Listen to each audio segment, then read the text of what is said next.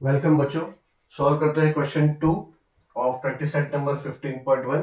This is going to be the lecture 2 of this chapter.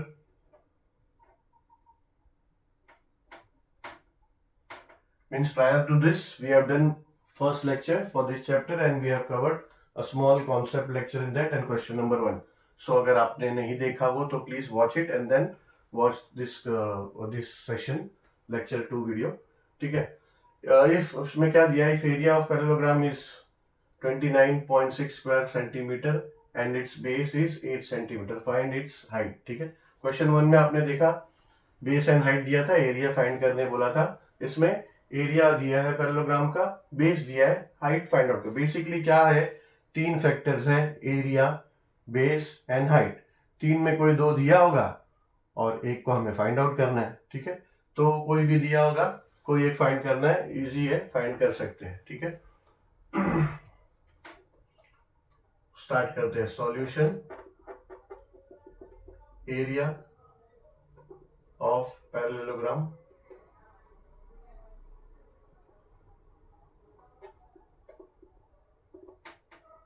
is equals to 29.6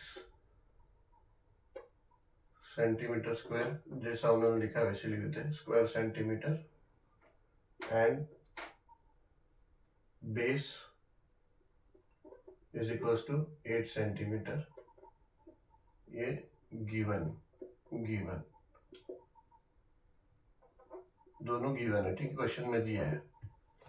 therefore area of parallelogram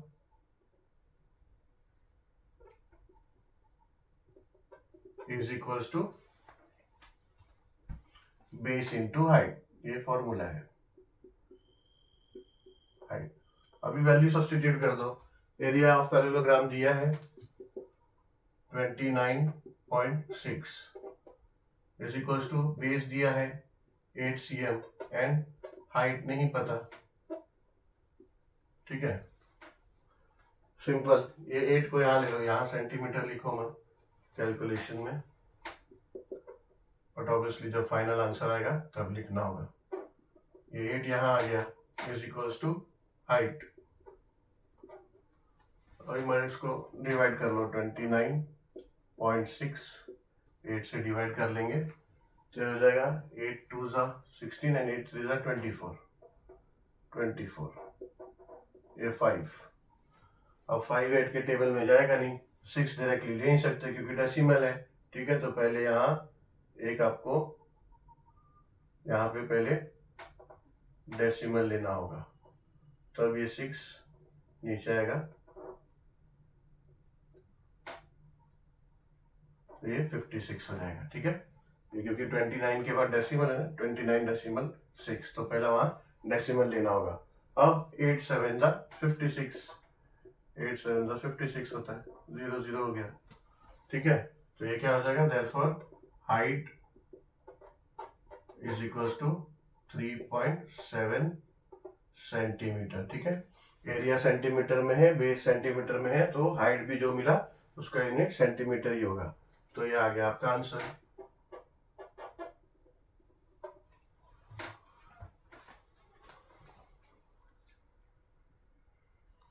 solve करते हैं question number 3।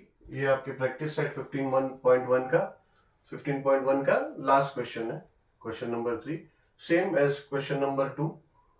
if area of parallelogram is 83.2 square centimeter and its height is 6.4 centimetre, find its base. वहां पे base दिया था, height हमें find out करना था। यहाँ पे हाइट दिया है, बेस फाइंड आउट करना है।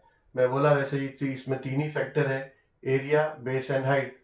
उसमें दो का वैल्यूज दिया होगा, तीसरा फाइंड आउट करना है। सेम यहाँ पे वैसे ही। ठीक है, solution area of parallelogram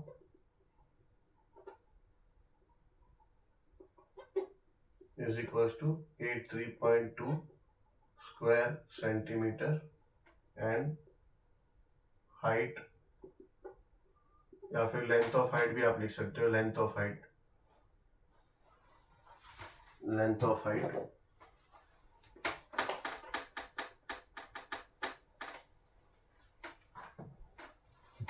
length of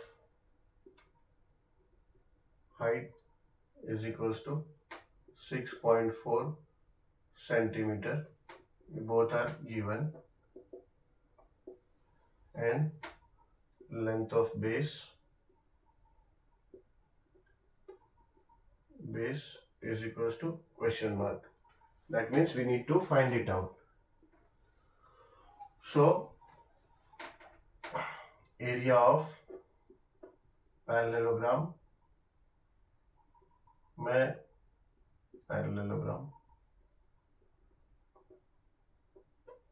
is equals to formula क्या है, base into height, base into height. अभी वैल्यू सब्स्टिट्यूट कर दो. एरिया ऑफ पैरेललोग्राम दिया है 83.2 इज इक्वल्स टू बेस नहीं दिया है, बेस फाइंड आउट करना है. हाइट दिया है 6.4. ठीक है. अब ये 6.4 को यहाँ नीचे ले लो, यहाँ डिनोमिनेटर में आ जाएगा. ये जाएगा 83.2 upon 6.4 is equals to base. ठीक है. अभी थोड़ा डिवाइड करने में दिक्कत आएगा. ठीक है, कोई नहीं, सिंपल सॉल्यूशन है इसका. इसको क्या करना है, डेसिमल हमको हटा देना है, क्योंकि डेसिमल में आप डिवाइड कैसे करोगे. तो डेसिमल हटाने का कैसे तरीका है, multiply numerator and denominator with 10. ठीक है, एक डेसिमल हमको हटाना है खाली. डेसिमल के बाद एक ही नंबर है, 10 से मल्टीप्लाई करोगे तो डेसिमल हट जाएगा. ये 83.2 है, मल्टीप्लाई बाय 10 करोगे तो 832 हो जाएगा. सेम 6.4 है तो मल्टीप्लाई बाय 10 करोगे तो 64 हो जाएगा. ठीक है, बट स्टेटमेंट यहां लिखना पड़ेगा, मल्टीप्लाइंग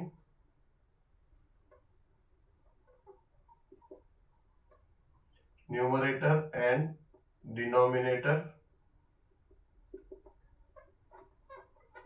विथ 10. ठीक है, अलाउड है मैथ्स में, subject to you are taking both means numerator and denominator दोनों में ले रहे हो. तो एक्चुअली क्या है, से आप अगर नहीं लेते और ऐसे भी मल्टीप्लाई बाय 10 दोनों जगह होता तो दोनों कट जाता ना, तो इसीलिए आप ऊपर नीचे ले सकते हैं. ऐसे ही अगर आपको both the sides of equation लेना है, दोनों तरफ left hand side and right hand side, तो भी आप ले सकते हो, बट एक जगह नहीं, दोनों तरफ ले सकते हो. एडिशन, कोई भी number add, subtract, multiply, divide, obviously you can do, but both should be the same number से ही कर सकते हो. ठीक है, तो multiplying numerator and denominator with 10.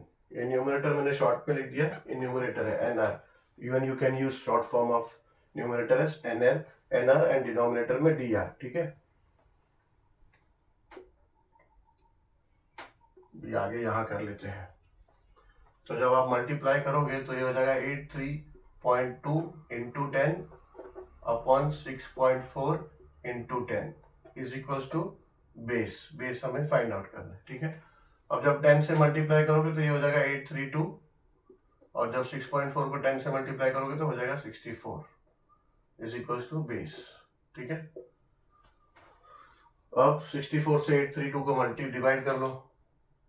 832 dividing with 64, that's 64 1 जा 64. 3 में से 4 नहीं जाएगा, आप यहां से बोरो करोगे, ये हो जाएगा 7, ये हो जाएगा 13.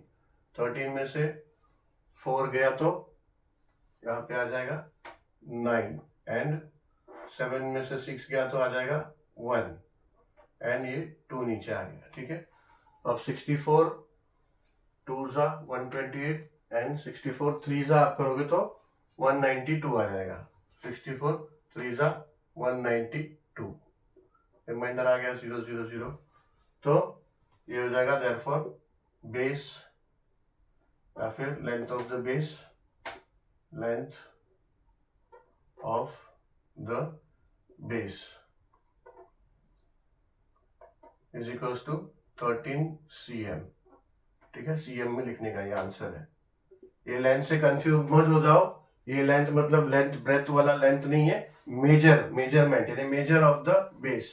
नहीं लिखोगे लेंथ ऑफ द बेस, सिर्फ बेस लिखोगे तो भी चलेगा. Base is equals to 13 centimeter. यहाँ पे भी हमने लिखा length of height is equals to length of base is equals to, basically length मतलब वो लेंथ नहीं है, लेंथ इनटू ब्रेथ वाला वो लेंथ नहीं है. ठीक है, ये लेंथ मतलब measure of height and measure of base, तो लेंथ यूज करते हैं. शॉर्ट में इसको एल ऐसा भी लिख सकते हो, एल शॉर्ट में लेंथ को लेंथ ऐसा भी लिख सकते हो, ठीक है।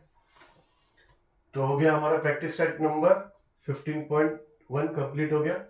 So thank you very much for watching this video and will continue with practice set number 15.2 in the next session, that will be your lecture 3 of this chapter.